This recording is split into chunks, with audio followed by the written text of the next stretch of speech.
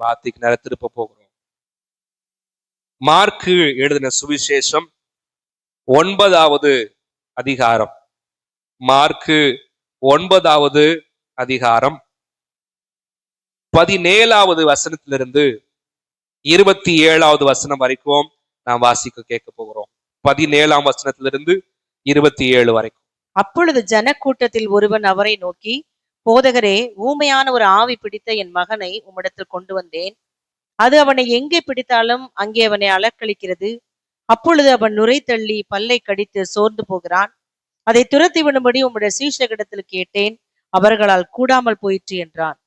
அவர் பிரதியுத்தரமாக, விசுவாசம் இல்லாத சந்ததியே, எதுவரைக்கும் நான் உங்களோடு இருப்பேன்? எதுவரைக்கும் உங்களிடத்தில் பொறுமையாயிருப்பேன்? அவனை இடத்திலே கொண்டு வாருங்கள் என்றார். அவனை அவரிடத்தில் கொண்டு வந்தார்கள். அவரை கண்டவுடனே அந்த ஆவி அவனை அலக்களித்தது. அவன் தரையிலே விழுந்து நுரை தள்ளி புரண்டான். அவர் அவனுடைய தகப்பனை நோக்கி, இது இவனுக்கு உண்டாகி எவ்வளவு காலமாயிற்று என்று கேட்டார். அதற்கு அவன், சிறுவயது முதற்கொண்டே உண்டாயிருக்கிறது. இவனை கொல்லும்படிக்கு அது அநேக தரம் தீயிலும் தண்ணீரிலும் தள்ளிற்று. நீர் ஏதாகிலும் செய்யக்கூடுமானால் எங்கள் மேல் மனதிறங்கி எங்களுக்கு உதவி செய்ய வேண்டும் என்றான்.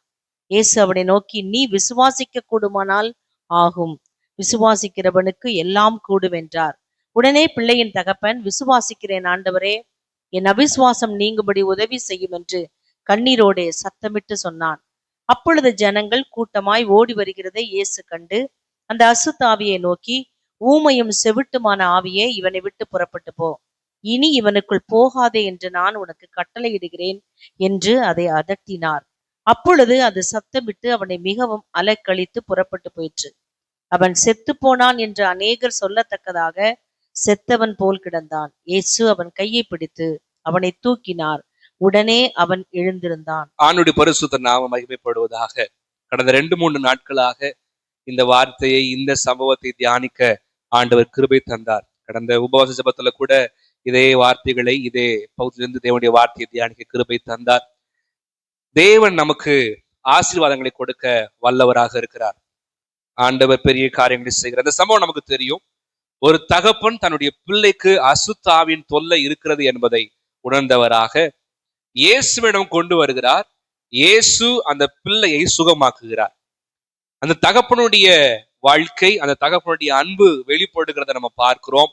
கடந்த உபவாச ஜெபத்திலே தியானிக்கும் போது, ஆண்டவர் ஒரு மனிதனுக்கு ஆசீர்வாதங்களை தர வேண்டுமானால் அந்த மனிதனுடைய வாழ்க்கையிலிருந்து அவிசுவாசம் விலக வேண்டும், அசுத்தாவி விலக வேண்டும், அந்த மனிதன் அற்புதருடைய கரத்தில் இருக்க வேண்டும் என்று சொல்லி தியானித்தோம். ஆண்டவர் பெரிய காரியங்களை செய்ய வல்லமையுள்ளவராக இருக்கிறார். இந்த நாளிலே ஆண்டவருடைய வார்த்தையை தியானிக்க போகிறோம். எந்த தலைப்பின் கீழ் சொன்னா, ஏதாவது அல்ல எல்லாம், ஏதாவது அல்ல எல்லாம். இந்த மார்க் எழுதின சுவிசேஷம் 9ஆம் அதிகாரம் 22வது வசனத்துல வாசிக்கும் போது இந்த தகப்பன் கேட்கிறார், நீர் ஏதாகிலும் செய்யக்கூடுமானால் எங்கள் மேல் மனதிறங்கி எங்களுக்கு உதவி செய்ய வேண்டும்.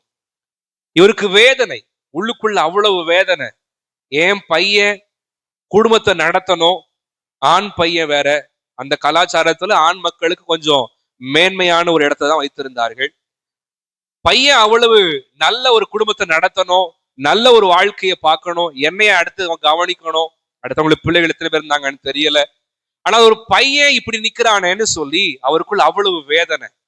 அவரு அவ்வளவு கடின மனதோடு கூட ஒரு ஒரு ஒரு உள்ளம் நொறுக்கப்பட்ட நிலைமையில இயேசுட்ட வந்து நிக்கிறார்.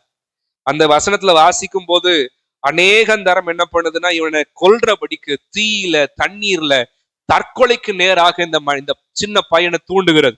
இவன் போய் விழுறான். ஆண்டவரே என்னை விடுவிக்கும், என்னுடைய பையனை விடுவிக்கணும் ஆண்டவரேன்னு சொல்லி அவர் கெஞ்சுகிறார்.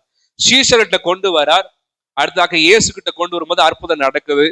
ஜெபிக்கிறார், நீ ஏதாவது செய்யக்கூடுமானால், ஏதாவது செய்ய முடிஞ்சா செய்யுங்க ஆண்டவரே என் பையனுக்கு. ஏன்னா அந்த பையன் ரொம்ப கஷ்டப்படுறான், ரொம்ப வேதனைப்படுறான் அப்படின்னு சொல்லி அவர் கேட்கும்போது இயேசு கிறிஸ்து சொல்லுகிறார், நீ விசுவாசிக்க கூடுமானால் ஆகும், விசுவாசிக்கிறவனுக்கு ஏதாயிலும் கூடும் அல்ல, எல்லாம் கூடும். நம்முடைய ஆண்டவர் ஏதாவது செய்யற ஆண்டவர் அல்ல, எல்லாவற்றையும் செய்யற ஆண்டவர். ஏதாவது ஒண்ணு கொடுத்து அனுப்புற ஆண்டவர் அல்ல, எல்லாவற்றையும் கொடுத்து அனுப்புகிறதான ஆண்டவர். ஆண்டு பரிசுத்த நாமத்திற்கு மகிமை உண்டாவதாக. ஏதாவது அல்ல, எல்லாவற்றையும் கொடுக்கிறவர் நம்முடைய ஆண்டவர். எல்லாத்தையும் கொடுக்கிறாரு அப்படின்னு சொன்னா தேவன் ஒரு சில மாற்றங்களை நமக்குள்ள அவர் எதிர்பார்க்கிறார். இன்னொரு சம்பவத்தை கூட நம்ம வாசிக்க போகிறோம். அப்போஸ்தலர் நடபடிகள் 3வது அதிகாரம் 1வது வசனத்திலிருந்து 7வது வசனம் வரைக்கும் வாசிக்கலாம். ஜெப வேளையாகிய 9ஆம் மணி நேரத்திலே பேதுருவும் யோவானும் தேவாலயத்துக்கு போனார்கள். அப்பொழுது தன் தாயின் வயிற்றிலிருந்து சப்பானியாய் பிறந்த ஒரு மனுஷனை சுமந்து கொண்டு வந்தார்கள். தேவாலயத்திலே பிரவேசிக்கிறவரிடத்தில் பிச்சை கேட்கும்படி நாடோறும் அவனை அலங்கார வாசல் எனப்பட்ட தேவாலய வாசலண்டையிலே வைப்பார்கள். தேவாலயத்திலே பிரவேசிக்க போகிற பேதுருவையும் யோவானையும் அவன் கண்டு பிச்சை கேட்டான். பேதுருவும் யோவானும் அவனை உற்று பார்த்து, எங்களை நோக்கி பார் என்றார்கள். அவன் அவர்களிடத்தில் ஏதாகிலும் கிடைக்கும் என்று எண்ணி அவர்களை நோக்கி பார்த்தான். அப்பொழுது பேதுரு, வெள்ளியும் பொன்னும் என்னிடத்தில் இல்லை, என்னிடத்தில் உள்ளதை உனக்கு தருகிறேன், நசரேயனாகிய இயேசு கிறிஸ்துவின் நாமத்தினாலே நீ எழுந்து நட என்று சொல்லி வலது கையினால் அவனை பிடித்து தூக்கிவிட்டான். உடனே அவனுடைய கால்களும் கரடுகளும் பலன் கொண்டது. தாயின் வயிற்றில் இருந்தது முதல் அவ்வளவு நடக்க முடியாத ஒரு வாழ்க்கை இருந்த ஒரு மனிதன் ஏதாகிலும் கிடைக்கலாம் என்று பார்க்கிறார். ஏதாவது தாங்கன்ற மாதிரி பார்க்கிறார். ஆனால் பேதுரும் யோவானும் ஆண்டவருடைய வல்லமையினால் ஏற்கனவே நிறையப்பட்டிருக்கிறார்கள். அவங்க மூலமா கர்த்தருடைய வல்லமை செயல்படுகிறது. இவங்களுக்கு ஏதாவது கர்த்தர் கொடுத்து அனுப்பல, அந்த மனிதனுக்கு தேவையான எல்லாவற்றையும் கர்த்தர் கொடுத்தார். நம்முடைய ஆண்டவர் ஒருவேளை நம்முடைய வாழ்க்கையில ஏதாவது செய்யுங்க ஆண்டவரே, ஏதாவது செய்யுங்க ஆண்டவரேன்னு சொல்லி எதிர்பார்த்து காத்து வைக்கிறதான ஆண்டவர் அல்ல, எல்லாவற்றையும் நிறைவேற்றி முடிக்கிறவர் நம்முடைய ஆண்டவர். கால நேரத்துல ஏதாவது ஒண்ணு நடக்கட்டும், என் குடும்பத்துல, என் வீட்டுல, என் வேலை ஸ்தலத்துல ஏதாவது ஒண்ணு நடந்தா நல்லா இருக்குமே, எதையாவது ஏசப்பா செய்ய மாட்டாரா, எதையாவது என் வாழ்க்கையில, என் பிள்ளைகள் வாழ்க்கையில, என் குடும்பத்துல எதையாவது செய்ய மாட்டாரான்னு ஏக்கத்தோட வந்திருந்தா ஆணுடைய வார்த்தையை சொல்லுகிறது, ஏதாவது அல்ல, எல்லாவற்றையும் செய்ய கர்த்தர் வல்லமை உள்ளவராக இருக்கிறார். எல்லாத்தையும் கர்த்தர் செய்வார். நம்முடைய தேவன் நமக்காகவே இறங்கி வந்து எல்லாவற்றையும் விட்டு கொடுத்தார். எல்லாவற்றையும் கடைசி சொட்டு ரத்தம் வரைக்கும் என்ன பண்ணிட்டாருன்னா விட்டு கொடுத்துட்டார். அவ்வளவு விட்டு கொடுத்தவர் நம்ம கேட்கிற எல்லாத்தையும் கர்த்தர் நிச்சயமா தர வல்லவராக அவர் இருக்கிறார். அவருடைய பரிசுத்த நாமத்திற்கு மகிமை உண்டாவதாக. யோவான் 19ஆம் அதிகாரம் 30ஆம் வசனத்தை வாசிக்கலாம். யோவான் 19:30. இயேசு காடியை வாங்கின பின்பு முடிந்தது என்று சொல்லி தலையை சாய்த்து ஆவியை ஒப்பு கொடுத்தார். இயேசு அவர் மரிக்கிற நேரத்துல முடிந்தது என்று சொல்லி தன்னுடைய வாயிலிருந்து அவர் சொல்லுகிறத நம்ம பார்க்கிறோம். ஆவியை ஒப்பு கொடுக்கிறார். எதையாவது கர்த்தர் முடிக்கல. மேல இருக்கிற வசனத்தை வாசிக்கலாம். 28வது வசனத்தை வாசிக்கலாம். அதன் பின்பு எல்லாம் முடிந்தது. இயேசு கிறிஸ்து எதையோ முடிக்கல, எல்லாத்தையும் முடிச்சிருக்கிறார். எல்லாம் அவருடைய சிலுவையிலே அவர் சுமந்து தீர்த்தது என்னன்னா, நம்முடைய பாவத்தை சுமந்து தீர்த்து இருக்கிறார், நம்முடைய சாபங்களை சுமந்து தீர்த்து இருக்கிறார், நம்முடைய வியாதியை சுமந்து தீர்த்து இருக்கிறார். எதிராய் போராடுகிற எல்லா வல்லமைகளையும் ஜெயிக்கக்கூடிய வல்லமையை கர்த்தர் அந்த சிலுவை மரணத்தின் மூலமா நமக்கு தந்து இருக்கிறார். முடிந்ததுன்னு சொன்னா ஆண்டவர் எதையோ செய்து முடிக்கிற தெய்வம் அல்ல, எல்லாவற்றையும் செய்து முடிக்கிறதான தெய்வம் நாம் ஆராதிக்கிற தெய்வம். ஒரு வார்த்தைய நம்ம அங்க வாசிக்கும் போது இந்த இடத்துல கர்த்தர் பயன்படுத்தின ஒரு வார்த்தை என்னன்னா டெட்டலஸ்டாய் என்கிறதான ஒரு வார்த்தை. டெட்டலஸ்டாய் என்றதான ஒரு வார்த்தை, முடிந்தது அப்படின்னு சொன்னா. இந்த வார்த்தையினுடைய அர்த்தம் என்னன்னு சொன்னா, அவங்க எதுக்காக இந்த வார்த்தையை பயன்படுத்துவாங்கன்னா, நம்ம ஒரு பேங்க்ல போயிட்டு லோன் வாங்குறோம்னு சொன்னா, நம்ம ஒரு கடைசியில லோன்லாம் செட்டில் பண்ணி முடிச்ச பிறகு, நம்ம அந்த நகையெல்லாம் அதெல்லாம் அடமானம் வச்சு முடிச்ச பிறகு, கடைசியில எல்லாத்தையும் செட்டில் பண்ணி முடிச்ச பிறகு நமக்கு ஒரு சர்டிபிகேட் கொடுக்குறாங்க. அப்படி இல்லைன்னா கேட்டு நம்ம வாங்கிக்கிறோம். நோ டியூஸ் என்றதான சர்டிபிகேட், என்ஓசி என்றதை வாங்குறாங்க. இதுக்கப்புறம் வேற எந்த விதமான இதுல கொடுக்கல் வாங்கல் இல்ல, எல்லாம் நடத்தி முடிச்சாச்சு, எல்லா அமௌண்ட்டையும் நான் கட்டி முடிச்சுட்டேன்றதுக்கு ஒரே ஆதாரம் என்ன? அந்த ஒரு லெட்டர் தான். அந்த லெட்டர்ல நோ டியூஸ், வேற எதுவுமே கிடையாது, கொடுப்பதற்கென்று வேற யாருமே கிடையாது, எல்லாம் செலுத்தப்பட்டு முடிந்து விட்டது என்பதற்கு அடையாளமாக ஒரு லெட்டர் கொடுக்கிறாங்க. ஆனால் ஆண்டவர் இயேசு கிறிஸ்து சிலுவையில இதுவரைக்கும் இதற்கு மேலாக கொடுப்பதற்கு வேற ஒன்றும் இல்லை என்பதை கர்த்தர் அறிவிக்கிற விதமாக முடிந்தது என்று பறைசாற்றுகிறார். வேதனையின் மத்தியில் அவர் சொன்ன ஒரு வார்த்தை என்னன்னா, முடிந்தது முடிந்தது. ஆண்டவர் எதையாவது கொடுத்து முடிக்கிற தெய்வம் அல்ல, எல்லாவற்றையும் கொடுத்து முடிக்கிறதான ஆண்டவர். ஜப குறிப்புகளுக்கு ஏதாயிலும் ஒரு சில ஜப குறிப்புகளுக்கு பதில் கொடுக்கிற ஆண்டவர் அல்ல. தேவ சித்தம் இருக்குமானால் எல்லாவற்றுக்கும் பதில் கொடுக்கிறதான ஆண்டவர். தேவ விருப்பம் இருக்குமானால் எல்லாவற்றையும் வாழ்க்கையை நிறைவேற்றுகிறதான ஆண்டவர். செய்யற தெய்வம் எல்லாத்தையும் செய்யறாருன்னு கேட்டா இல்ல. ஆனால் அவருடைய விருப்பம் இருக்கும்போது, அவருடைய சித்தம் இருக்கும்போது எல்லாவற்றையும் செய்கிறார். இந்த தெய்வம் நம் வாழ்க்கையில இந்த கிரியை செய்ய வேண்டுமானால் நமக்குள் காணப்பட வேண்டியதான ஒரு சில காரியங்களை குறித்து நம்ம வாசிக்க போகிறோம். ஏதாவது அல்ல, எல்லாத்தையும் ஆண்டவர் செய்ய வேண்டுமானால் நம்ம வாழ்க்கையில காணப்பட வேண்டியதான முதல் காரியம், மார்க் எழுதின சுவிசேஷம் 9வது அதிகாரம் 16வது வசனத்திலிருந்து 18ஆம் வசனம் வரைக்கும் வாசிக்கலாம். மார்க் 16, 17, 18. அவர் வேதபாரகரை நோக்கி, நீங்கள் இவர்களோடு எண்ணத்தை குறித்து தர்க்கம் பண்ணுகிறீர்கள் என்று கேட்டார். அப்பொழுது ஜனக்கூட்டத்தில் ஒருவன் அவரை நோக்கி, போதகரே, ஊமையான ஒரு ஆவி பிடித்த என் மகனை உம்மிடத்தில் கொண்டு வந்தேன். அது அவனை எங்கே பிடித்தாலும் அங்கே அவனை அலக்களிக்கிறது. அப்பொழுது அவன் நுரை தள்ளி பல்லை கடித்து சோர்ந்து போகிறான். அதை துரத்தி விடும்படி உம்முடைய சீஷரிடத்தில் கேட்டேன், அவர்களால் கூடாமல் போயிற்று என்றான். ஆண்டு பரிசுத்த நாமம் மகிமைப்படுவதாக. முதலாவது தேவை என்னவென்றால், விடாப்பிடியான விசுவாசம் தேவை. ஏதாகிலும் அல்ல, எல்லாவற்றையும் கர்த்தர் நிறைவேற்ற வேண்டுமானால் விடாப்பிடியான விசுவாசம் தேவை. இந்த தகப்பன் முதலாவது யார்கிட்ட வராரு? சீஷர்கிட்ட கொண்டு வரார்.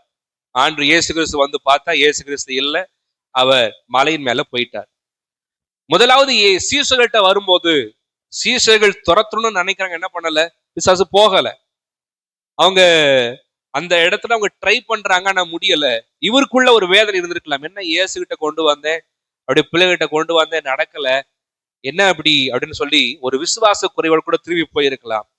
ஆனா இவருக்குள்ள இருக்கிற விசுவாசம் என்னன்னு சொன்னா, நான் தோல்வி அடைந்தாலும் நான் விட போவது இல்லை, நான் தோல்வி அடைந்தாலும் திரும்பியும் நான் தொடர்ந்து முயற்சி செய்வேன் என்று சொல்லி நிற்கிறார். நினைச்சுதான் தகப்பன் போயிருக்கலாம், என்ன சீச்சர்கள்ன்றாங்க, இயேசுன்றாங்க, வல்லமை செய்யறாரு, அற்புதம் செய்யறாருன்றாங்க அப்படின்னு சொல்றாங்க. சீசர்கள் எல்லாரும் போயிட்டு பிசாசை துரத்திட்டு வராங்க, இதெல்லாம் நடக்குது, என் பிள்ளைக்கு நடத்தலையே அப்படின்னு சொல்லி விசுவாச குறைவோட கூட போயிருக்கலாம்.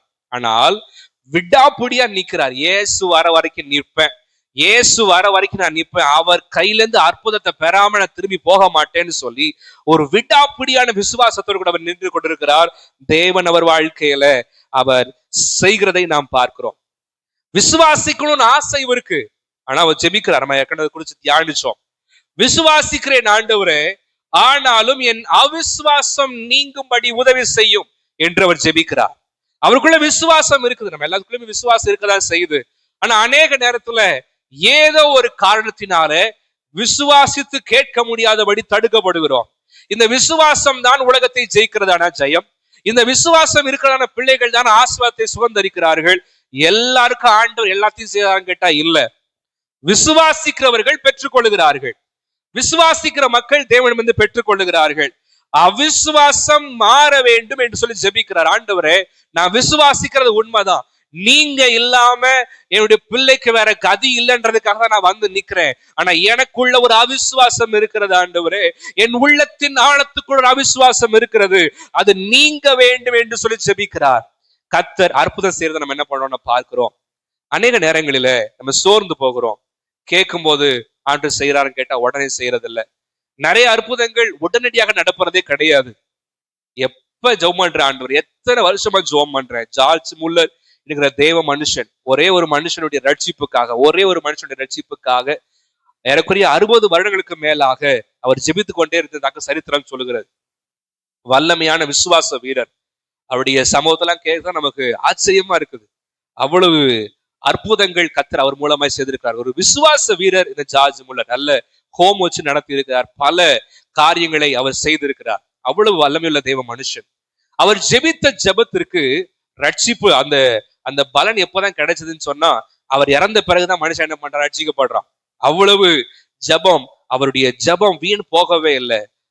கேட்கப்படாவிட்டாலும் தொடர்ந்து தொடர்ந்து தொடர்ந்து ஜெபித்து கொண்டே இருக்கிறார். கர்த்தர் அந்த விசுவாசத்தை அங்கீகரித்து, அந்த ஜெபத்தை அங்கீகரித்து அந்த மனுஷனை கர்த்தர் தொட்டார். அநேக ஜெபங்களுக்கு உடனடியாக பதில் வரலதான். நம்ம கேட்கிற எல்லாத்தையும் ஆண்டு உடனே கொடுக்கிறாருன்னு கேட்டா இல்லதான். கொஞ்சம் கொஞ்சம் கொஞ்சம் கொஞ்சம் தாமதிக்க வைக்கிறார். ஏன் காத்திருக்க வைக்கிறாருன்னு சொன்னா, ஆசீர்வாதங்களை சுகந்தரிப்பதற்கு நம்ம இன்னும் கர்த்தர் பக்குவப்படுத்துகிறார்.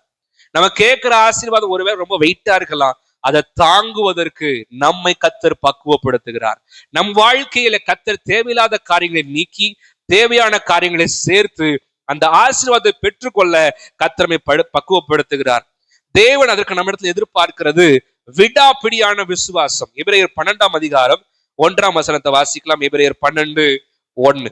ஆகையால் மேகம் போன்ற இத்தனை திரளான சாட்சிகள் நம்மை சூழ்ந்து கொண்டிருக்க, பாரமான யாவற்றையும் நம்மை சுற்றி நெருங்கி நிற்கிற பாவத்தையும் தள்ளிவிட்டு விசுவாசத்தை துவக்கிறவரும் முடிக்கிறவரும் ஆகிய இயேசுவை நோக்கி நமக்கு நியமித்திருக்கிற ஓட்டத்தில் பொறுமையோட ஓடக்கிடவோம். 11ஆம் அதிகாரத்துல பார்க்கும்போது ஒரு பெரிய லிஸ்ட் வாசிக்கிறோம். விசுவாச வீரர்கள் நீங்க ஒரு பட்டியலை வாசிக்கிறோம். நிறைய பேர் அதுல சொல்லப்பட்டிருக்கிறார்கள். 12ல மேற்கோள் காட்டிக்கார் சொல்றதான ஒரு வாசனம், ஆகையால் மேகம் போன்ற இத்தனை திரளான சாட்சிகள். விசுவாச வீரர்கள் நமக்கு எடுத்துக்காட்டா நிறைய பேர் என்ன பண்றாங்கன்னா இருக்கிறாங்க. இவர்கள் எல்லாரும் வாழ்ந்த வாழ்க்கையில அவங்க கேட்ட உடனே எல்லாம் கிடைச்சுதான்னு கேட்டா இல்ல. கேட்ட உடனே அற்புதம் நடந்துச்சான்னு கேட்டா இல்ல. ஆபிரகாம் காத்திருந்தார், யோசேப்பு காத்திருந்தார், இயேசு என்ன பண்றாருன்னு சொன்னா அவரும் காத்திருக்கிறார். விசுவாச வீரர்கள் கேட்ட உடனே எல்லாத்தையும் கிடைக்கல, ஆனால் விசுவாசத்தை விடாதிருந்தார்கள். விசுவாசம் நமக்கு தேவை. நம்மளுடைய பேர் என்னது? விசுவாசிகள். விசுவாசின் பேர் வச்சிருக்கிறோம். நமக்குள்ள விசுவாசம் அதிகமாய் தேவை. இன்னைக்கு ஆண்டவர் செய்ய ஆயத்தமாய் இருக்கிறார். அவர் எதிர்பார்க்கிற முதல் குவாலிட்டி, முதல் தகுதி என்னன்னா விசுவாசம் நமக்கு தேவை. எலியா ஜெபிக்கிறார். 1 ராஜாக்கள் 18ஆம் அதிகாரம் 43ஆம் வசனத்தை வாசிக்கலாம். 1 ராஜாக்கள் 18ஆம் அதிகாரம் 43வது வசனம். தன் ஊழியக்காரனை நோக்கி நீ போய் சமுத்திர முகமாய் பார் என்றான். அவன் போய் பார்த்து ஒன்றுமில்லை என்றான். நீ இன்னும் 7 தரம் போய் பார் என்றான். இங்க எலியா தன்னுடைய ஊழியக்காரனை அனுப்பி சொல்லுகிறார். ஏன்னா மழை இல்ல, 3 வருஷமா அடைச்சு வச்சுட்டார். இந்த மழைக்காக ஜெபிக்கிறார். எத்தனை தடவை ஜெபிக்கிறார்? 7 தரம். 7 தரம் ஜெபிக்கிறார். முதல் தடவை ஜெபம் பண்ணி பாக்குறாரு, மழை வர மாதிரி தெரியல. 2ஆவது தடவை பண்ணி பாக்குறாரு, வர மாதிரி தெரியல. இப்படி 7 தடவை என்ன பண்றாரு, பண்ணிக்கிட்டே இருக்கிறார். அநேக நேரத்துல ஜபங்களும் இப்படிதான் இருக்கிறது. ஜெபம் பண்ணி பாக்குறோம், நடந்துருமான்னு பாக்குறோம், ஆனா நடக்கிறது இல்ல. அடுத்த தடவையும் ஜெபம் பண்றோம், நடக்குதான்னு பாக்குறோம், நடக்கல. நம்ம அடுத்த தடவையும் பண்ணி பாக்குறோம், நடக்குதான்னு பாக்குறோம், நடக்கல. நமக்குள்ள ஒரு குறைவு வருகிறது. என்ன குறைவுனா விசுவாச குறைவு. நான் சரியாதான் ஜெபம் பண்றேன்னா, கர்த்தர் இதை செய்ய முடியுமா, அல்லது இதை செய்வாரா, இதை எப்படி என் வாழ்க்கையில செய்ய போகிறார் என்று சொல்லி ஒரு கேள்விக்குறி என்ன பண்றான் பிசாசு வச்சிடுறான். ஆதாம் ஏவாளுக்கும் என்ன பண்றான், ஒரு கொஸ்டினை தான் வச்சான். அந்த கொஸ்டின் உள்ள வைக்கும்போது என்ன பண்ணிடுதுன்னா விசுவாசத்துக்குள்ள ஒரு சந்தேகம் வந்து விடுகிறது. தேவன் எல்லா கேள்விக்குறிகளையும் ஆச்சரிய குறிகளை கர்த்தர் மாற்ற வல்லவர். நமக்குள்ள இருக்கிறதான கேள்விகள், ஏசப்பா அதை நீங்க செய்ய முடியுமா, நீங்க அதை செய்வீங்களா ஆண்டவரேன்னு சொல்லி கேள்விக்குறிகளா இருக்கிற காரியங்களை விசுவாசம் இருக்கும்போது ஆச்சரிய குறிகளாய் கர்த்தர் மாற்ற வல்லவர். நம்முடைய வாழ்க்கையில் அவர் எதிர்பார்க்கிற மிக முக்கியமான முதல் குணாதிசயம் விடாப்பிடியான விசுவாசம். விடாப்பிடியான விசுவாசத்தை அவர் எதிர்பார்க்கிறார். மத்தேயு 8ஆம் அதிகாரம் 10ஆம் வசனத்தை வாசிக்கலாம். மத்தேயு 8:10.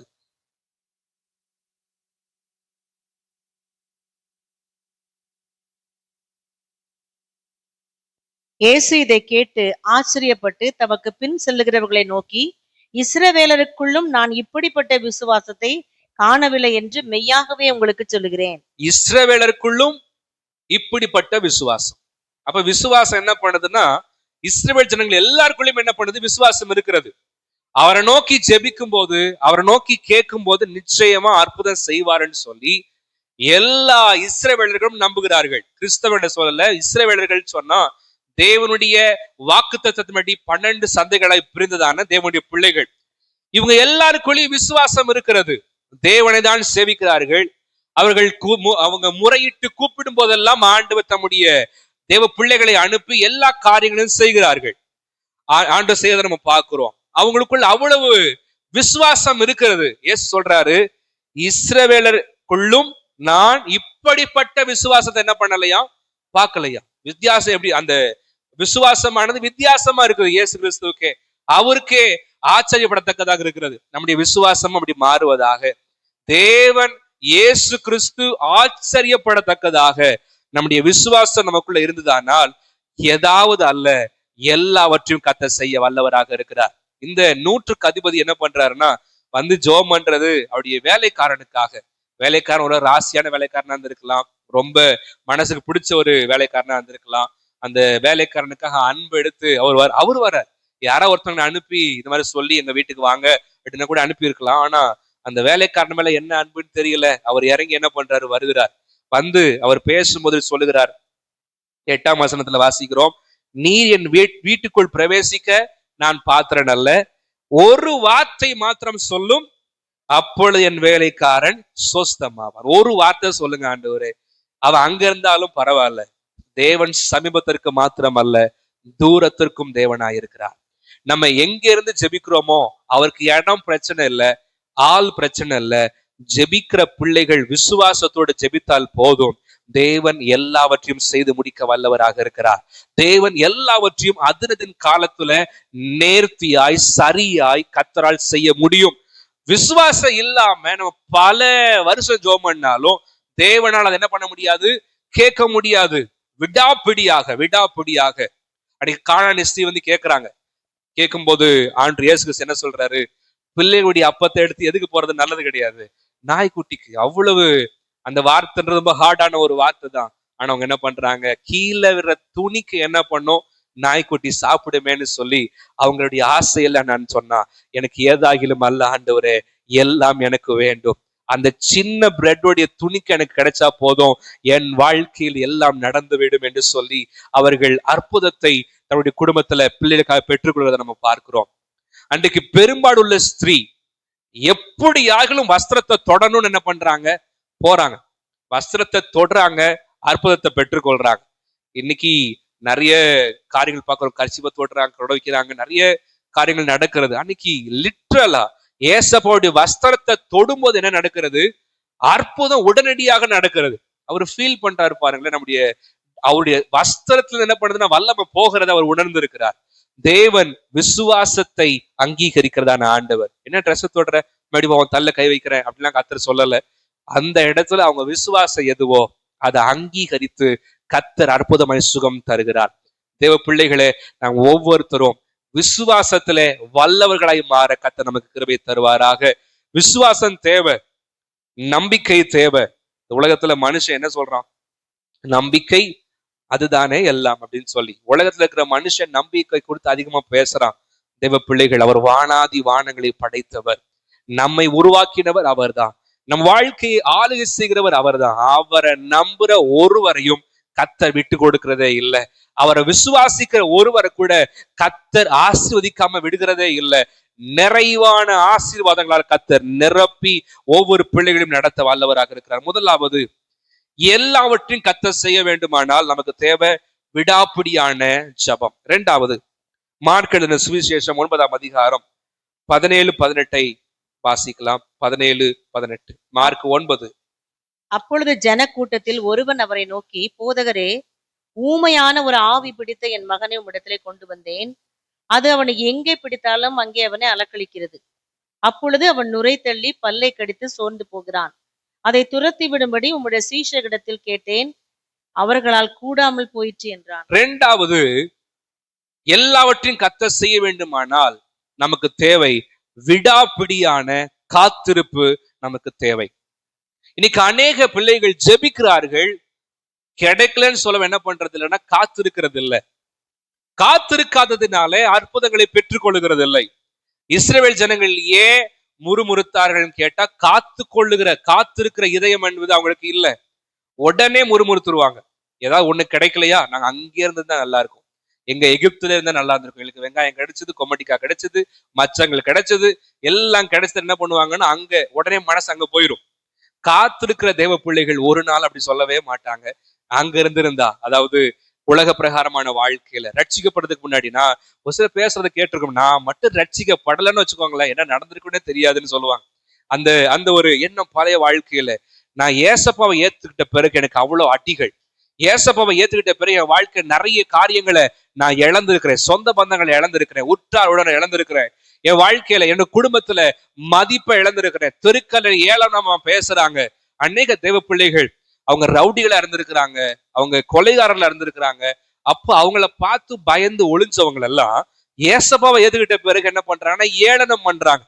அவங்க அவ்வளவு அவமானங்களை சகித்தாலும் ஜெபிக்கிற ஜெபவனத்துல இருந்து அவங்க மாறாம விடாப்புடி என்ன பண்றாங்கன்னா காத்து இருக்கிறார்கள். இந்த தகப்பன் காத்து இருக்கிறார். சீஷர்கள்ட்ட வராரு, நடக்கல, ஜெபம் பண்ணிட்டு அப்படியே போகல, காத்து இருக்கிறார், காத்து இருக்கிறார். பொதுவா ஜெபங்களுக்கு 3 விதமான பதில் நம்ம எல்லாருக்குமே தெரிந்தபடி. முதலாவது ஆண்டவர் ஓகே சொல்றாரு, அப்படி இல்லைன்னு என்ன பண்றாரு, இல்லைன்னு சொல்றாரு. இல்லைன்னு சொல்ற காரியங்களுக்கு நம்ம எத்தனை வருஷம் காத்திருந்தா என்ன பண்ண முடியாது, ஆண்டவர்கிட்ட இருந்து பதில பெற்றுக்கொள்ளவே முடியாது. ஒருவேளை அனுமதிச்சுட்டான்னு வச்சுக்கோங்களேன், அந்த ஆசீர்வாதத்தினால நமக்கு பிரச்சனை தான். அந்த ஆசீர்வாதம் ஒரு நாள் நன்மையா இருக்கவே முடியாது. 3வது ஒரு பதில், காத்திரு என்று கர்த்தர் சொல்லுகிறார். இந்த காத்திருந்து கொடுக்கிற ஆசீர்வாதம்ன்றது விலையேற பெற்றதான ஆசீர்வாதம். இன்னைக்கு கர்த்தர் அவங்களை காக்க வச்சிருக்கிறாரா? தேவனுக்கு ஸ்தோத்திரம். காத்திருக்கும் போது நடக்கிற முக்கியமான காரியம் என்னன்னா, ஆண்டவர் ஆயத்தம் பண்ணி கொண்டிருக்கிற காரியங்களை, ஆண்டவர் செய்து கொண்டிருக்கிற காரியங்களை நாம் தாங்குவதற்கு என்ன பண்றார், நம்மளை கர்த்தர் பக்குவப்படுத்துகிறார். ஒரு பானையானது உருவாக்கப்பட வேண்டும். அந்த பானைக்குள்ள வைக்கிற ஸ்டஃப்பை பொறுத்து அதனுடைய வலிமையானது அதிகரிக்கப்பட வேண்டும். அது அதிகரிக்க, அதனுடைய வலிமையை அதிகரிக்க, அதனுடைய பலனை அதிகரிக்க, தேவையில்லாத காரியங்களை விலக்கி போட தேவன் பக்குவப்படுத்தி கொண்டிருக்கிறார். காத்திருக்கிற நேரம் ஒரு நாளும் வீண் போகாது. வசனம் சொல்லுகிறது, கர்த்தருக்கு காத்திருக்கிறவர்கள் என்ன பண்ணுவாங்களாம், கழுகுகளை போல செட்டல் எடுத்து உயர எழும்புவார்கள், உயர எழும்புவார்கள். இன்னைக்கு காத்திருக்கிற அனுபவம்ன்றது அது ரொம்பவே கஷ்டமான ஒரு காரியம். ஒரு பஸ்ஸுக்கு காத்திருக்கிறோம்னா கொஞ்சம் லேட் ஆகுதுன்னா நமக்கு கஷ்டமா தான் இருக்குது, என்ன பஸ் உடனே லேட் ஆகுதுன்னு சொல்லி. ட்ரெயினுக்கு அப்படிதான், நமக்கு கேட்ட ஹோட்டல்ல சாப்பாடு சொல்லி கொஞ்சம் லேட் ஆனா கூட என்ன பண்றது, நமக்கு கொஞ்சம் மனசு சஞ்சலமாகுது. சொல்லி எவ்வளவு நேரம் ஆகுது, அவங்களுக்கு கொடுத்துட்டாங்க, அவங்களுக்கு கொடுத்துட்டாங்க, எனக்கு என்ன தரல அப்படின்னு சொல்லி நமக்கு கொஞ்சம் மனசு சஞ்சலமாகுது. மனுஷ வாழ்க்கையினாலே காத்திருக்கிறது கொஞ்சம் கஷ்டமான ஒரு காரியம்தான். மத்த எல்லாரும் கிடைச்சி எனக்கு மட்டும் ஏன் கொடுக்கல அப்படின்னா ஒரு சஞ்சல மனசுக்குள்ள என்ன பண்ணுதுன்னு வருது. ஆனா தேவ பிள்ளைகள் காத்திருக்க பழகி கொண்டால் ஆசீர்வாதங்களை சுகந்தரிக்கவும் பழகி கொள்வார்கள். ஆசீர்வாதங்கள் தாமதமாகலாம், ஆனால் ஒரு நாளும் தடைபடாது. காத்திருக்கிற பிள்ளைகளுக்கு கர்த்தர் நிறைவாய் நிரப்பி ஆசீர்வதிக்கிறார். நிறைவாய் கர்த்தர் நிரப்புவார்.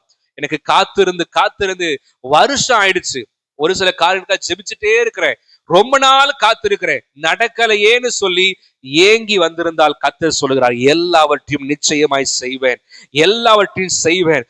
தகப்பன் காத்திருக்கிறார். இயேசுவே, நீர் இல்லாம எனக்கு வழி இல்லை ஆண்டவரே. நீங்க மேல போயிருக்கிறீங்கன்னா உங்க நோக்கம் நிறைவேறதான் நீங்க போயிருக்கிறீங்க. ஏசப்பாவுக்கு தெரியாம இருந்திருக்கும், கீழே ஒருத்தர் வெயிட் பண்ணிட்டு இருக்கிறாரு, ஒரு தகப்பன் வெயிட் பண்றாரு பிள்ளைக்கு, அவர் அவருடைய பிள்ளையுடைய சுகத்துக்காக அவர் வெயிட் பண்ணிருக்கான்னு தெரியாம இருந்திருக்கும். ஆனால் இயேசு கிறிஸ்து மேல போய் காத்திருக்க வைத்து கீழே வருகிறார். தேவன் காத்திருக்க வைக்கிறாருன்னு சொன்னா தேவன் நிச்சயமா பெரிய காரியங்களை செய்ய வல்லவராக இருக்கிறார். ஒரு தேவ மனுஷன் கேம்பல் மார்கன் என்கிறதான தேவ மனுஷன் சொல்கிறார், காத்திருக்கிற அனுபவம்ன்றது சோம்பேறித்தனம் கிடையாது, முதலாவது. 2வது, காத்திருக்கிற அனுபவம்ன்றது தூங்குற வாழ்க்கை இல்ல. ஜெபம் பண்ணாம ஆண்டவர் பாத்துக்குவார் சொல்லி தூங்குற வாழ்க்கையும் கிடையாது. காத்திருக்கிற வாழ்க்கை என்பது நம்ம போடுற எஃபோர்ட்டை கைவிடுகிற வாழ்க்கையும் இல்லை, அதுவும் கிடையாது அப்படின்னு சொல்லுகிறார். 3 முக்கியமான காரியங்கள் சொல்றாரு. காத்திருக்கிறதல் அப்படின்னு சொன்னா என்னன்னா, முதலாவது ஒரு கட்டளையின் கீழ் செயல்படுகிற காரியம். முதலாவது ஒரு கட்டளையின் கீழ் இயேசுக்கு தான் காத்திருக்க நம்ம அர்ப்பணிச்சிருக்கிறோம். 2வது, எதை சொன்னாலும் செய்ய ரெடியா இருக்கிறது 2வது காரியம். 3வது, அவர் சொல்லுகிற வரைக்கும் எதுவும் செய்யாமல் இருப்பது. மறுபடியும் சொல்றேன், ஒரு ஆர்மி மனிதர் எடுத்துக்கோன்னு வச்சுக்கோங்களேன். இந்த ஆர்மியில இருக்கிறவங்க, அந்த வீரர், அவங்க இஷ்டத்துக்கு எதையுமே என்ன பண்ண முடியாது, செய்ய முடியாது. அவங்க வெயிட் பண்ணிட்டே இருப்பாங்க. இவங்களுக்கு ஆர்டர் வந்தா என்ன பண்ணுவாங்க, எதையுமே அவங்க தொடர்ந்து முன்னாடி செய்வாங்க. அவங்களுக்கு மேல இருக்கிற கமாண்ட் பண்றத அத்தாரிட்டி சொல்லும் போது தான் செய்வாங்க. முதலாவது, ஒரு மனுஷன் காத்திருக்கிறான்னு சொன்னா அவனுக்கு மேல ஒரு அதிகாரம் இருக்கிறது என்பதை புரிந்து கொள்ள வேண்டும். இரண்டாவது, எதை சொன்னாலும் செய்ய ரெடியா இருக்கணும். காத்திருக்கிற நேரத்துல ஆண்டவரே நீங்க என்ன சொல்றீங்களோ நான் செய்ய ஆயத்தம். மூன்றாவது, அவர் சொல்ற வரைக்கும் வேற எதையும் செய்யாம அவருக்காக வெயிட் பண்ணிட்டு இருக்கிறதான ஒரு அனுபவம். இது 3 இருந்துச்சுன்னா தான் காத்திருக்கிறதான அடையாளம். இந்த காரியத்தை நமக்குள்ள கர்த்தர் பெருக பண்ண வல்லவராக இருக்கிறார். 1 ராஜாக்கள் 18:43 வாசிக்கிறோம். நம்ம இடத்தை வாசிக்க வேண்டாம், நம்ம நேரம் இல்லாத நாள்ல வேகமா போறேன். 7 தடவை என்ன பண்றாரு, ஜெபிக்கிறார். 7 தடவை ஜெபிக்கும் போது சோர்ந்து போகல. சோர்ந்து போகாம என்ன பண்றாருன்னா தொடர்ந்து காத்து இருக்கிறார். திரும்பியும் போய் பார்த்துட்டு வா, திரும்பியும் போய் பார்த்துட்டு வா, திரும்பியும் போய் பார்த்துட்டு வா. எனக்கு இந்த காரியத்தை குறித்து யோசிக்கும் போது, இந்த காரியத்தை குறித்து பேசும்போது கர்த்தர் நினைவுபடுத்துற ஒரு காரியம் என்னன்னா, ஒரு சிலருக்கு இது 6வது வேலையா இருக்கலாம்.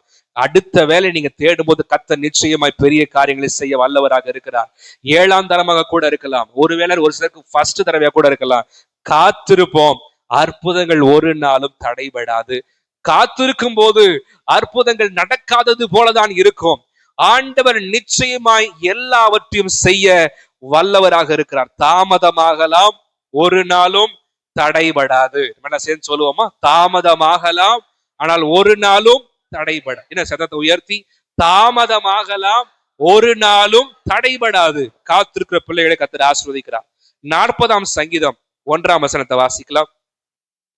40வது சங்கீதம். கர்த்தருக்காக பொறுமையுடன் காத்திருந்தேன், அவர் என்னிடமாய் சாய்ந்து என் கூப்பிடுதலை கேட்டார். ஆண்டு நாம் மகிமைப்படுவதாக. நிறைய பேர் பொறுமையா இருக்கிறாங்க, ஆனா ஜெபிக்கிறது இல்ல. முதலாவது விடாப்பிடியான விசுவாசத்தோடு கூட ஜெபிக்க வேண்டும். ஜெபிக்கும் போது என்ன பண்ணணும், காத்திருக்கணும். ஜெபிக்கிற பிள்ளைகள் அநேகத்தில் சோர்ந்து போகிறார்கள்.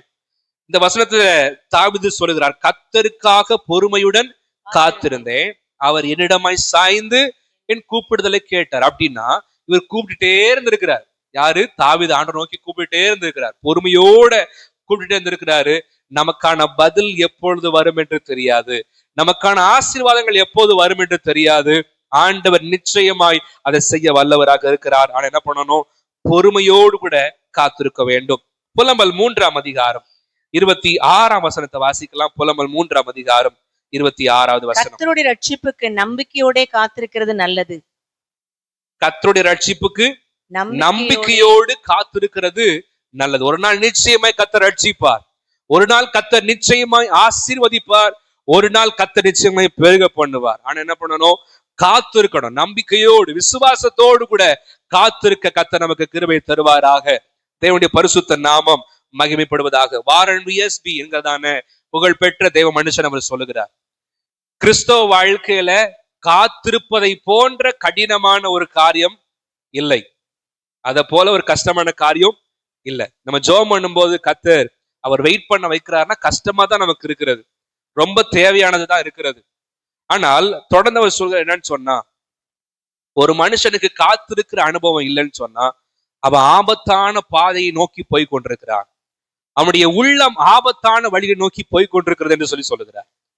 காத்துக்கலன்னு சொன்னா, தேவ சமூகத்துல காத்து இல்லைன்னா நம்முடைய வாழ்க்கை எங்க போய் கொண்டிருக்கிறது, ஆபத்தான வழியில் போய் கொண்டிருக்கிறது. ஒருவேளை அந்த பிள்ளையினுடைய தகப்பன் சீசர்கள்ட்ட வந்தேன், என்ன இயேசுடைய நாமத்துல துரத்துறீங்கன்னா ஒண்ணு நடக்கலையேன்னு சொல்லி காத்திருக்காம திரும்பி போயிருந்தா கடைசி வரைக்கும் அந்த பிள்ளை சாகிற வரைக்கும் அசுத்தாவுடைய பிடி என்ன பண்ணிருப்பான், இருந்திருப்பான். ஆனால் காத்திருந்தார், இயேசு வர வரைக்கும் காத்திருந்து பொறுமையா இருந்து என்ன பண்ணிட்டாருன்னா அற்புதங்களை பெற்றுக்கொள்கிறார். அற்புதங்களை பெற்றுக்கொள்கிற ஒரே ஒரு வழி தேவ சமூகத்தில் காத்திருக்கிறது தான். தினந்தோறும் சொல்லுகிற ஜபங்களை கர்த்தர் கேட்டுக்கொண்டே தான் இருக்கிறார், ஜெபிக்கிற காரியங்களை கர்த்தர் கேட்கிறார்.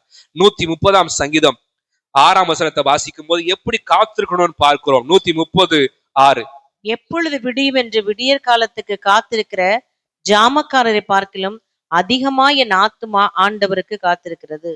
எப்பொழுது விடியும் என்று சொல்லி யார் காத்திருக்கிறாங்கன்னா, ஜாமக்காரர் அவர்கள் காத்திருக்கிறார்கள்.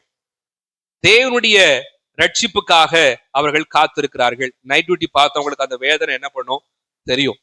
எப்படா காலையில வரும், எப்ப காலைல வரும், அந்த ஷிஃப்ட் எப்ப முடியும், போய் என்ன பண்ணலாம், படுத்து தூங்கலான்னு சொல்லி கண்ணெல்லாம் எரியும், அப்படி மனசுல டென்ஷனா தான் இருக்கும். என்ன சாப்பாடு சாப்பிட்டாலும் நைட்ல முழிக்கிற அந்த நேரம்ன்றது கொஞ்சம் கொடுமையான நேரம் தான். ஆண்டவர் அப்படி ஒருவேளை மாட்டி இருந்தால் கர்த்தர் சீக்கிரத்துல விடுதலை தருவாராக. நல்ல சுமூகமான வேலையை, மன ரம்யமான வேலையை கர்த்தர் தருவாராக. இங்க நம்ம பாக்குறோம், ஜாமக்காரர் என்ன பண்றான், நைட்டு விழுத்து இருக்கிறாங்க. அவங்க விழிக்கும் போது சந்தோஷத்தோட செய்ய முடியுமான்னு கேட்டா முடியல. எப்ப காலையில வரும், எப்ப காலையில வரும், எப்ப காலையில வரும் என்ன பண்றாங்கன்னா காத்துட்டே இருக்கிறாங்க. காத்து இருக்கும் போது அவங்களுடைய மனது அந்த காலை நேரத்தை நோக்கி ஏக்கத்தோடு கூட இருக்கிறது. அதே போலதான் தேவன் செய்வார், எப்ப செய்வார், எப்ப செய்வார், எப்ப செய்வார் சொல்லி மனம் காத்திருக்க வேண்டும் என்று சொல்லி வேதம் இடத்துல எதிர்பார்க்கிறது. 123 சங்கீதம் 2 வசனத்தை வாசிக்கலாம். 123:2. இதோ வேலைக்காரரின் கண்கள் தங்கள் எஜமான்களின் கையை நோக்கி இருக்குமா போலவும், வேலைக்காரியின் கண்கள் தன் எஜமாட்டியின் கையை நோக்கி இருக்குமா போலவும், எங்கள் தேவனாகிய கர்த்தர் எங்களுக்கு இரக்கம் செய்யும் வரைக்கும் எங்கள் கண்கள் அவரை நோக்கி இருக்கிறது. எங்கள் கண்கள் அவரை நோக்கி இருக்கிறது. வேலைக்காரன் கண்கள் யாருடைய கண்களை நோக்குது? எஜமானுடைய கண்களை நோக்குது. ஒருவேளை சம்பளம் போட லேட் ஆயிடுச்சு, கொஞ்சம் தாமதம் ஆயிடுச்சுன்னு சொன்னா அடுத்த கம்பெனி நோக்கி பாக்குறது கிடையாது. எங்கதான் பாக்குறாங்க? மேலதான். அவங்களுடைய எஜமான் யாரோ அவங்கள்ட்ட தான் பெட்டிஷன் போடுறதா இருந்தாலும், லெட்டர் அனுப்புறதா இருந்தாலும், இல்ல அவங்க எல்லாம் சேர்ந்து போய் முறையிடுறதுனாலும் பக்கத்து கம்பெனியோடைய ஓனர்கிட்ட போய் பேச போறது இல்ல. எந்த கம்பெனில வேலை பார்க்கிறோமோ அங்கதான் நம்ம என்ன பண்றோம், பேசுறோம். நமக்கு ஒரு தலைவன் இருக்கிறார். அவரை நோக்கி எல்லாவற்றையும் காத்திருந்து அமர்ந்து இருக்கும் போது கர்த்தர் நிச்சயமாய் அற்புதம் செய்வார். இரக்கம் கிடைக்கிற வரைக்கும், எது வரைக்கும் காத்திருக்கணும்? அவர் செய்யற வரைக்கும் என்ன பண்ணணும்? அவருக்காக காத்திருக்கும் போது கர்த்தர் நிச்சயமாய் பெரிய காரியங்களை செய்ய வல்லமையுள்ளவராக இருக்கிறார். அவருடைய பரிசுத்த நாமத்திற்கு மகிமை உண்டாவதாக. விடாப்பிடியான ஜபம், விடாப்பிடியான காத்திருப்பு நமக்கு அவசியம். 3வது, மார்க் எழுதின சுவிசேஷம் 9 அதிகாரம் 22, 24 வாசிக்கலாம். மார்க்கு 9, 22 மற்றும் 24. இவனை கொல்லும்படிக்கு அது அநேக தரம் தீயிலும் தண்ணீரிலும் தள்ளிற்று. நீர் ஏதாகிலும் செய்யக்கூடுமானால் எங்கள் மேல் மனதிறங்கி எங்களுக்கு உதவி செய்ய வேண்டும் என்றான். உடனே பிள்ளையின் தகப்பன், விசுவாசிக்கிறேன் ஆண்டவரே, என் அவிசுவாசம் நீங்கும்படி உதவி செய்யும் என்று கண்ணீரோடே சத்தமிட்டு சொன்னான். இங்க ஜபத்தை தான் பாக்குறோம். ஃபர்ஸ்ட் ஒரு ஜபம் ஜபிக்கிறார். என்ன சொல்றாரு? நீர் ஏதாகிலும் செய்யக்கூடுமானால் மனதிறங்கி என்ன பண்ணணும், செய்யணும். இது ஒரு நார்மலான ஒரு தகப்பனுடைய ஜபம். 2வது ஒரு ஜபத்தை ஜபிக்கிறார். என் அவிசுவாசம் நீங்கும்படி உதவி செய்யும் என்று எப்படி ஜபிக்கிறாரா? கண்ணீரோட சத்தமிட்டு. எல்லாம் சேர்ந்து சொல்லுவோமா? கண்ணீரோடு ஜபிக்கிறார், சத்தமிட்டு ஜபிக்கிறார். அங்க நார்மலா ஒரு வேதனையின் குரல். ஆனா இங்க என்ன பண்றாருன்னா கண்ணீரோடு ஜபிக்கிற ஜபம், சத்தமிட்டு ஜபிக்கிறதான ஒரு ஜபம். 3வது நமக்கு தேவை விடாப்பிடியான ஜபம். ஜப அனுபவத்திலே மாற்றம் தேவை. ஜப அனுபவத்துல மாற்றம் தேவை. தேசத்திற்காய் கதறுகிற ஒரு அனுபவம், நம்முடைய பிள்ளைகளுக்காய் கதறுகிற அனுபவம், தேவ சமூகத்துல கண்ணீர் வடித்து ஜெபிக்கிறதான ஜபம், சத்தத்தை உயர்த்தி ஜெபிக்கிற ஜபம் நமக்கு அதிகமாய் தேவை. நம்ம யோசித்து பார்க்கணும். கடந்த நாட்களில, கடந்த ஒரு வாரத்துல என் ஜபம் அப்படி இருந்துச்சுன்னா நான் ஓகே, நான் கண்ணீரோடு தேவ சமூகத்துல காத்திருக்கிறேனா, சத்தமிட்டு ஜெபிக்கிறேனா என்னுடைய வாழ்க்கையில? அப்படி ஜெபிச்சாதான் கேட்பாருன்னு இல்ல. இது ஒரு அனுபவம். கண்ணீரோடு கூட ஜெபிக்கிற அனுபவம் தேவை. சத்தத்தோடு ஜெபிக்கிறதான ஜபம் தேவை. நிறைய பேர் மனசுக்குள்ள நான் ஜோம் பண்றேன்னு சொல்றாங்க. அது டிஸ்ட்ராக்ட் ஆகிறதுக்கு நிறைய வாய்ப்பு உண்டு. நான் மனசுக்குள்ளே ஜோம் பண்ணிடுவேன் அப்படின்னு சொல்லி சொல்றாங்க. ஒவ்வொருத்தருக்கும் அனுபவங்கள் வேற இருக்கிறது. ஆனா காமனா எல்லாருக்கும் ஒரு பலனான ஒரு பகுதி என்னன்னு சொன்னா சத்தத்தோடு ஜெபிக்கிறதான ஜபம். நம்ம ஜெபிக்கிற ஜபம் நம்ம காதுல கேட்கிற அளவு காது என்ன பண்ணணும், சத்தமா வரணும். கர்த்தர் அதை கிருபை தந்து நடத்துவாராக. ஜப ஆவி நமக்கு அதிகமாய் தேவை. ஜெபிக்கிற ஆவி நமக்கு தேவை. அவர் ஜெபிக்கிறார் கண்ணீரோடு. யார் இருக்காங்கன்னு பார்க்கல. பக்கத்தை சுத்திலும் சீசன் இருக்காங்க, ஐயோ தப்பா நினைச்சிருவாங்களோ, அவங்க இருக்கிறாங்க தப்பா நினைச்சிருவாங்கன்னு பார்க்கல. எங்க இருந்தாலும் அது அவரு தெரியல. கண்ணீரோடு கூட சத்தமிட்டு ஜெபிக்கிறார். அசுத்த ஆவி விலகி ஓடுகிறது. இவரால ஒண்ணு செய்ய முடியல. ஆண்டவரே விசுவாசம் குறைவாதான் இருக்குதுன்னு சொல்லும் போது கண்ணீரோடு சத்தமிட்டு ஜெபிக்கிறார். ஆண்டவர் அவருக்கு இரக்கம் செய்து அற்புதம் செய்வதை நம்ம பார்க்கிறோம். 29வது வசனத்தை வாசிக்கும் போது, இவ்வகை பிசாசு ஜபத்தினாலும் உபவாசத்தினாலும் அன்றி வேற எதனால என்ன பண்ணாது, புறப்பட்டு போகாது. குடும்பத்துக்கு எதிராக பிசாசு செயல்பட்டு கொண்டிருக்கிறானா, நம்ம ஜபிக்காம, நம்முடைய முழங்கால்கள் முடங்காம, நம்ம கண்ணீர் வடிக்காம நிச்சயமான மாற்றம் வராது. எத்தனை பிரேயர் பாயிண்ட் மத்தவங்க கிட்ட சொன்னாலும் நாம ஜெபிக்கிற வரைக்கும், நம்ம ஜெப லெவல் மாறுற வரைக்கும், பேசிக் லெவல்ல இருந்து அடுத்த லெவல் போகிற வரைக்கும், உபவாசத்தை ஜெபிக்கிற ஜெபம், கண்ணீரோடு ஜெபிக்கிற ஜெபம், சத்தத்தை உயர்த்தி ஜெபிக்கிற ஜெபம், இதுக்குள்ள வர வரைக்கும் பிசாசு விலக முடியாது. ஆண்டவர் நிச்சயமாய் பெரிய காரியங்களை செய்ய வல்லவராக இருக்கிறார். எபிரேயர் 5ஆம் அதிகாரம் 7ஆம் வசனத்தை வாசிக்கலாம். எபிரேயர் 5:7.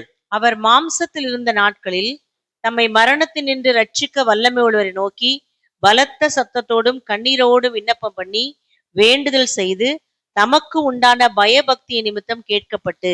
இந்த இடத்துல இயேசு கிறிஸ்துவை குறித்து நம்ம வாசிக்கிறோம்.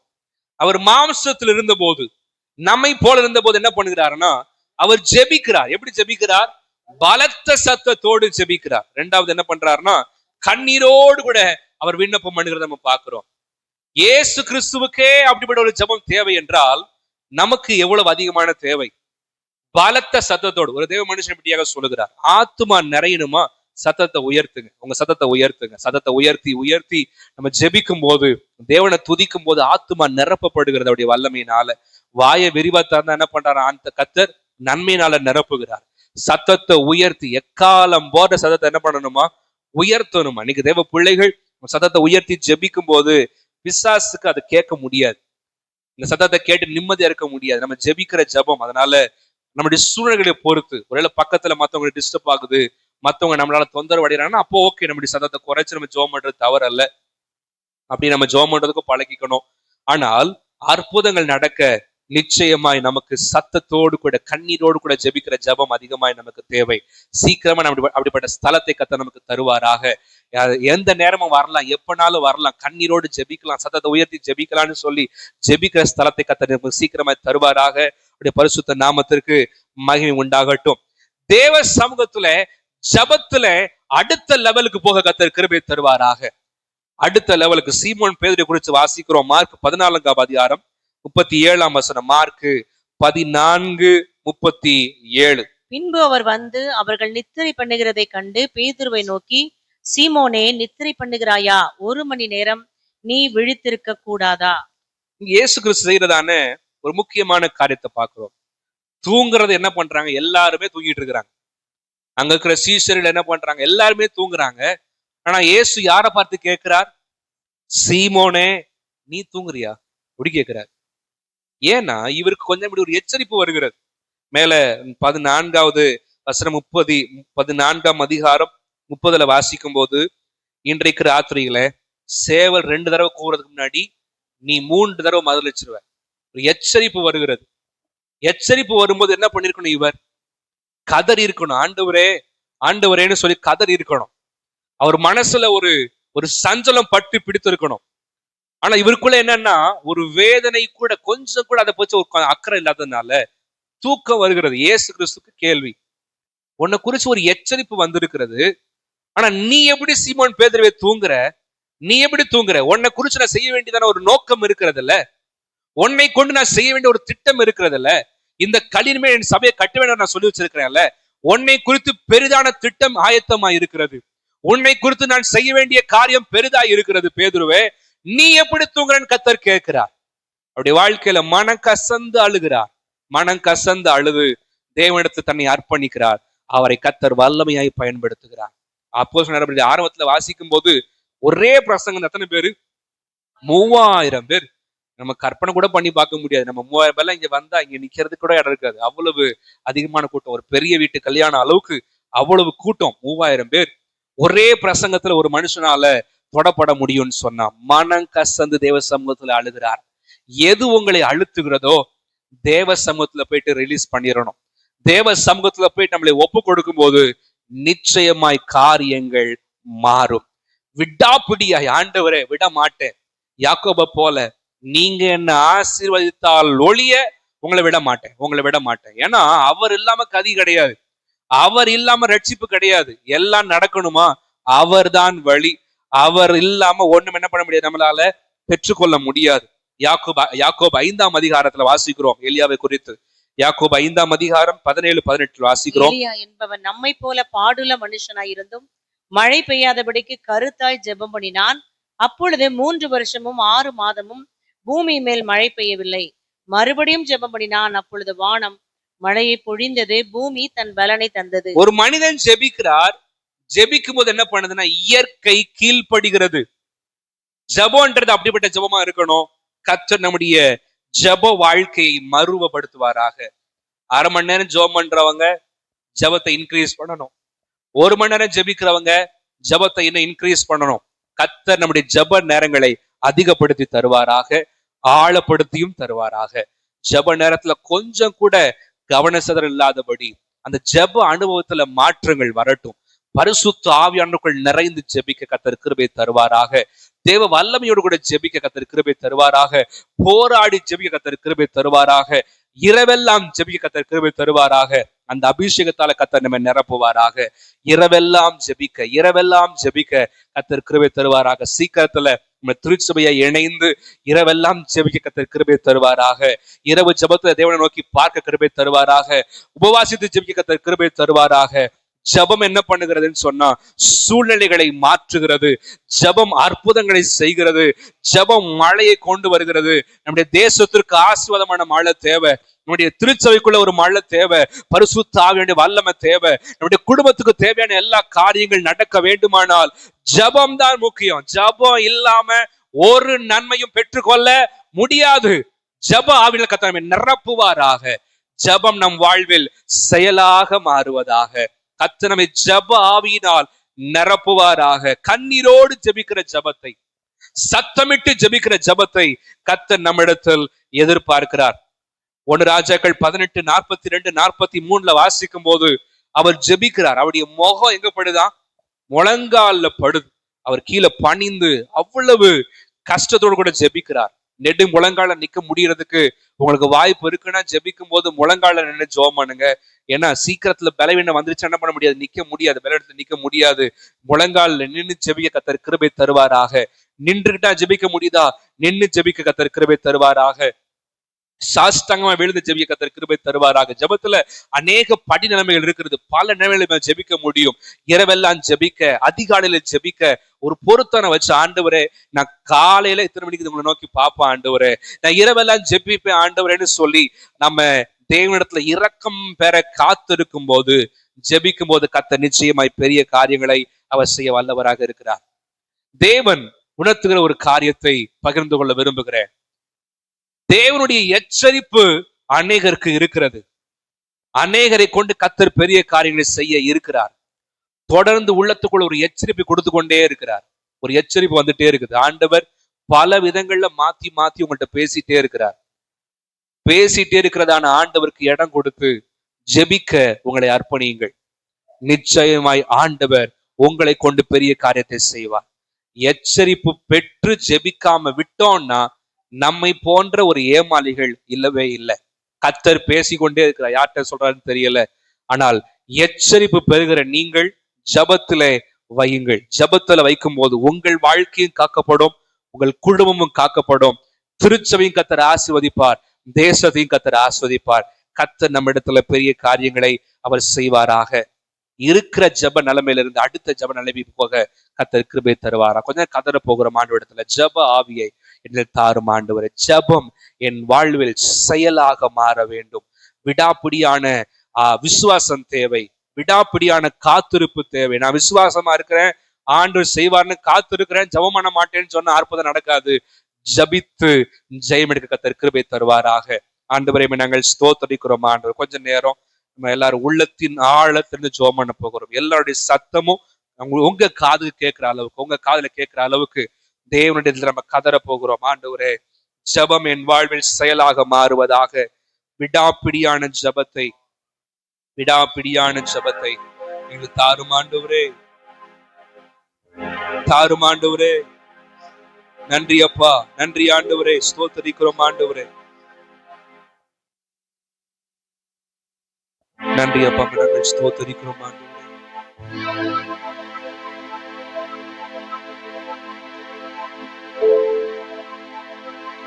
ஜபமின்றியே ஜெயமில்லையே, ஜபமின்றியே ஜெயமில்லையே. ஜப சிந்தை எனில் தாருமே, ஜப சிந்தை எனில் தாருமே. ஜபமே என் வாழ்வில் செயலாக மாற ஜப ஆவியா என்னை நிரப்பிடுமே. ஜபமே என் வாழ்வில் செயலாக மாற ஜப ஆவியா என்னை நிரப்பிடுமே. ஜபமின்றியே ஜெயமில்லையே. ஜப ஆவியை ஊற்றும் ஆண்டவரே, விடாப்பிடியாய் ஜெபிக்கிற ஜப சிந்தை தாருமே. இரவெல்லாம் ஜெபித்த என் தேவனேவும் இதயத்தின் பாரம் என்னிலும் தாரும். இரவெல்லாம் என் தேவனேவும் இதயத்தின் பாரம் என்னிலும் தாரும். பொறுமையுடன் காத்திருந்தே போராடி ஜெபித்திடவே. பொறுமையுடன் காத்திருந்தே போராடி ஜெபித்திடவே. ஜபமின்றியே ஜெயமில்லையே. ஜெயமில்லையே. ஜப சிந்தை என்னில் தாரும். ஜபமே என் வாழ்வில் செயலாக மாற ஜப ஆவியால் என்னை நிரப்பிடுமே. ஜபமே என் வாழ்வில் செயலாக மாற ஜப ஆவியால் என்னை நிரப்பிடு. ஜபமின்றியே ஜபமின்றியே ஜெயமில்லையே. ஜபமின்றியே ஜெயமில்லையே. ஜப சிந்தை என்னில் தாரும். ஜபமே என் வாழ்வில் ஜபமே என் வாழ்வில் செயலாக மாற ஜப ஆவியால் என்னை நிரப்பிடுமே. ஜபம் போதாதப்பா, எங்கள் ஜபம் போதாத ஆண்டவரே. கண்ணீரோடு பலத்த சத்தத்தோடு ஜெபிக்க கர்த்தர் கிருபை தார். இருக்கிறவங்களை முடிந்தால் எழுந்து நின்று கொஞ்ச நேரம் ஜெபிக்க போகிறோம். ஆண்டவரே, எங்களுக்கு அந்த ஜப ஆவி வேண்டும். தேசத்திற்காய் ஜெபிக்க ஆண்டவரே, திறப்பிலே நிற்க, தேசங்களுக்குள்ள சமாதானத்தை ஆண்டவரை கொண்டு வருகிறதான நதிகளாய் கர்த்தர்களை பயன்படுத்தணும். ஆண்டவர் ஒரு மனிதன் ஜபத்தை கேட்டு கர்த்தரால ஒரு தேசத்துக்கே மழையை கொடுக்க முடியும்னு சொன்னா, ஆண்டவர் எங்கள் ஜபங்களை கேட்டு கர்த்தரை நிச்சயமாய் எங்கள் தேசங்களில் சந்திப்பீர். ஆண்டவரே, கதற போகிற மானுடைய சமூகத்துல ஜபாவி எனக்கு தாரும் ஆண்டவரே. ஜபாவியை தாரும் ஆண்டவரே. இருக்கிற ஜப அனுபவம் போதாது, இந்த ஜப அனுபவம் போதாது ஆண்டவரே. கண்ணீரோடு ஜெபிக்க, பலத்த சத்தத்தோடு ஜெபிக்க கர்த்தர் கிருபை தாரும் ஆண்டவரே. கிருபை தாரும் ஆண்டவரே. கிருபை தாரும் ஆண்டவரே. நன்றி அப்பா, நன்றி அப்பா, நன்றி அப்பா, நன்றி அப்பா. கண்ணீரோடு ஜெபிக்கிற ஜபத்தை தாரும் ஆண்டவரே. அண்ணாலை போல உள்ளத்தை ஊற்றி ஜெபிக்கிற அந்த ஜப ஆவியினால கர்த்தரை நிரப்பும்படியா ஜெபிக்கிறோம். விடாப்பிடியான விசுவாசம், விடாப்பிடியான காத்திருப்பு, விடாப்பிடியான ஜபம் எங்களை நிரப்பி இருக்கட்டும் ஆண்டவரே. நிரப்பி இருக்கட்டும் ஆண்டவரே. நிரப்பி இருக்கும்படியா ஜெபிக்கிறோம் கர்த்தாவே. ஏதாயிலும் அல்ல, எல்லாவற்றையும் கர்த்தர் செய்ய வல்லவர் ஆண்டவரே. எதையாகிலும் அல்ல, எல்லாவற்றையும் கர்த்தரால செய்ய முடியும். விசுவாசத்தை வர்த்திக்க பண்ணும். காத்திருக்கிற நேரத்துல பொறுமையை தாரும். ஜெபிக்க முடிய ஆவியை ஊற்றி அருளும் ஆண்டவரே. கிருபை தாரும் ஆண்டவரே. ரெண்டு கரங்களை உயர்த்தி நம்ம ஜெபிக்க போகிறோம். உலக நாடுகளுக்குள்ள அநேக பிரச்சனைகள், அமெரிக்கா, இஸ்ரேல், ஈரான், இந்த பிரச்சனையில தான் நமக்கு தெரிஞ்சிருக்கிறது தான். தேவன் சமாதானத்தை கட்டளையிடுவாராக, சமாதானத்தை கட்டளையிடுவாராக. இஸ்ரவேலின் சமாதானத்துக்காக வேண்டிக் கொடுங்க கர்த்தர் சொல்லியிருக்கிறார். ரெண்டு கைகளை உயர்த்தி, அப்பா சமாதானத்தை உலக நாடுகளுக்குள்ள தாங்க ஆண்டவரே. ஜெபிக்கும் போது கர்த்தர் கேட்கிறார். ஜெபிக்கும் போது கர்த்தர் கேட்கிற சின்ன கூட்டம் தான், ஆனா ஜெபிக்கிறது தேவன்கிட்ட ஜெபம் பண்றோம். கர்த்தர் ஜெபத்தை கேட்கிறார். விடாப்பிடியான ஜெபம் நிச்சயமாய் எல்லா காரியங்களும் செய்ய முடியும். ஆண்டவரே, ஆண்டவரே, உம்முடைய வல்லமை இறங்குவதாக. தேசங்களுக்குள்ள நம்முடைய வல்லமை இறங்கட்டும் ஆண்டவரே.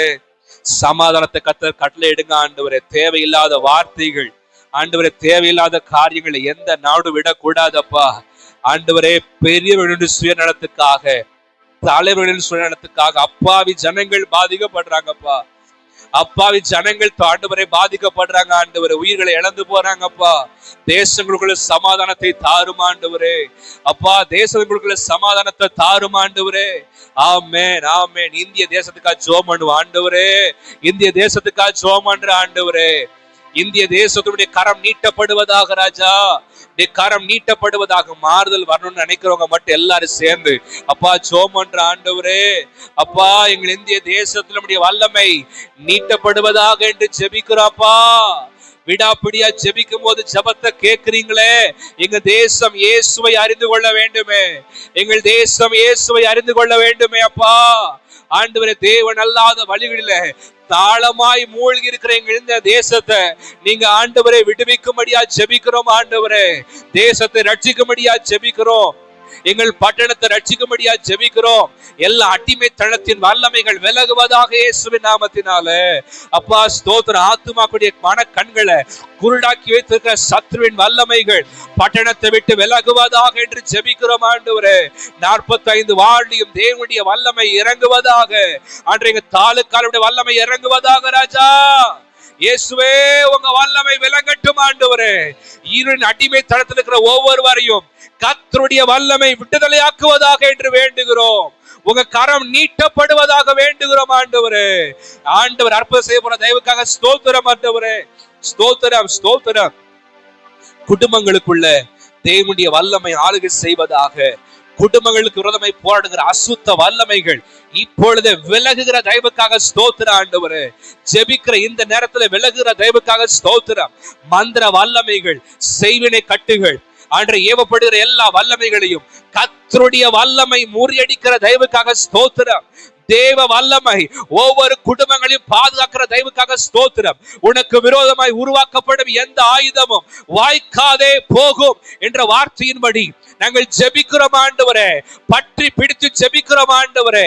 வாய்க்காதே போவதாக இயேசுவின் நாமத்தினால. சமாதானத்தை கெடுக்கிற வல்லமைகள், மனதை சஞ்சலப்படுத்துகிற வல்லமைகள் இயேசு கிறிஸ்துவின் அதிகாரம் உள்ள நாமத்தினால குடும்பங்களை விட்டு வெளியேறு என்று கட்டளை கொடுக்கிறேன். குடும்பங்களை விட்டு விலகு என்று கட்டளை கொடுக்கிறேன். ஜெபிக்கிற நேரத்துல கர்த்தர் அற்புதங்களை செய்கிறார். குடும்பங்களுக்குள்ள விடுதலை, தனிப்பட்ட வாழ்க்கையில விடுதலை.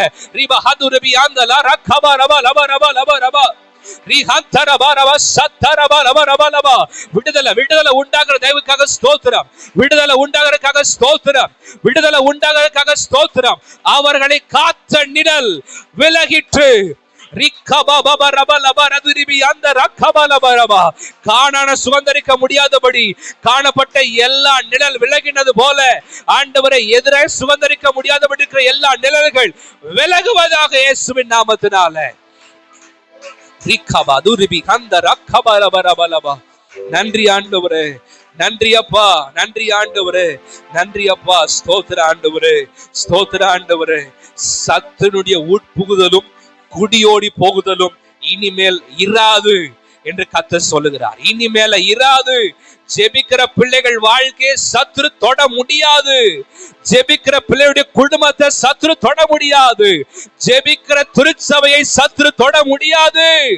நன்றி அப்பா, நன்றி ஆண்டவரே. உங்க வல்லமை குறைஞ்சு போகல. விடாப்பிடியான விசுவாசத்தோடு, விடாப்பிடியான ஜெபத்தோடு காத்திருக்கிற ஒரு பிள்ளைகளையும் கர்த்தர் வெட்கப்படுத்துகிறது இல்ல ஆண்டவரே. தலைகளை நிமிர பண்ணுகிறீர் ஆண்டவரே, நிமிர பண்ணுகிறீர் ஆண்டவரே. எதையாகிலும் செய்கிற தெய்வம் அல்ல, எல்லாவற்றையும் செய்கிற தெய்வம் ஆண்டவரே. எதையாயிலும் கொடுத்து ஆஸ்வதிக்கிற தெய்வம் அல்ல, எல்லாவற்றையும் கொடுத்து ஆஸ்வதிக்கிற தெய்வம் ஆண்டவரே. குடும்பத்துக்கு தேவையானவற்றை, அன்று பிள்ளைகளுக்கு தேவையான காரியங்களை, எங்கள் திருச்சபைக்கு தேவையான காரியங்களை எதையாவது நாம் அல்ல ஆண்டவரே, எல்லாவற்றையும் கொடுக்க வல்லவர். உடைய கரங்களில் அர்ப்பணிக்கிற ஆண்டவரே. ஜெபிக்கிற இந்த நேரத்தில் கர்த்தர் அற்புதங்களை செய்கிறார். கர்த்தர் இந்த நேரத்தில் அநேக அற்புதங்களை கொடுக்கிற தயவுக்காக ஸ்தோத்திரம் ஆண்டவரே. ஸ்தோத்திரம் ஆண்டவரே, ஸ்தோத்திரம் ஆண்டவரே. கரங்கள்ல அர்ப்பணிக்கிறோம்ப்பா. நீங்க இல்லாம எங்களுக்கு கதி இல்ல ஆண்டவரே. நீங்க இல்லாம எங்களுக்கு விடுதலை இல்லப்பா. நீங்க இல்லாம நிம்மதி இல்ல ஆண்டவரே. நீங்க இல்லாம எங்க குடும்பத்துல சமாதானம் வர முடியாது. நீங்க இல்லாம எங்க குடும்பத்துல நிம்மதி வர முடியாது. நீங்க இல்லாம எங்க குடும்பத்துல ஆசீர்வாதம் வர முடியாது ஆண்டவரே.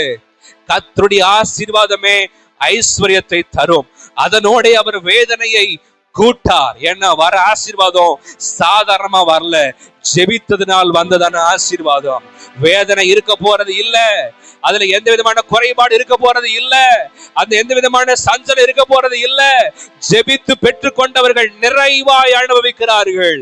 ஜெபித்து பெற்றுக்கொண்டவர்கள் அதை நிறைவாய் பயன்படுத்துகிறார்கள்.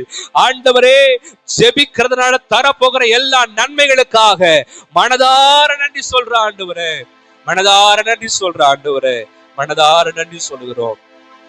எல்லாவற்றையும் தந்து நடத்த போற தேவனிடத்துல எங்களை தாழ்த்துகிறோம். நாங்கள் அல்ல, எங்கள் திறமைகள் அல்ல, எங்கள் வாழ்க்கையை நீரே நடத்துவீராக. இந்த வாரம் முழுவதும் பிரச்சனைகளை தாங்கி நடத்தட்டும், பலப்படுத்தும், சகாயம் பண்ணும், கூடவே இருந்து காத்துக்கொள்ளும் ஆண்டவரே. வலுவுள்ள கரங்களை தாழ்த்துகிறோம், பெருமையாக்குகிறோம், ஒப்புக் கொடுக்கிறோம்.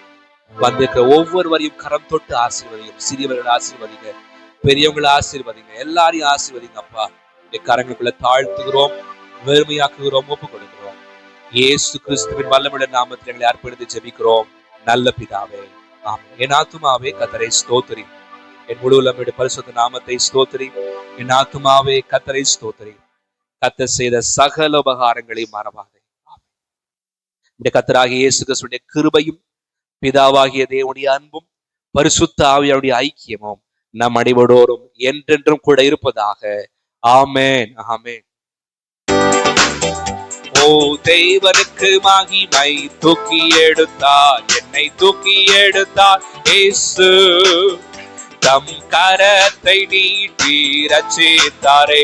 ஓ தேவனுக்கு மகிமை, இயேசுவை நேசிக்கிறேன், மேன்மேலும் நேசிக்கிறேன்.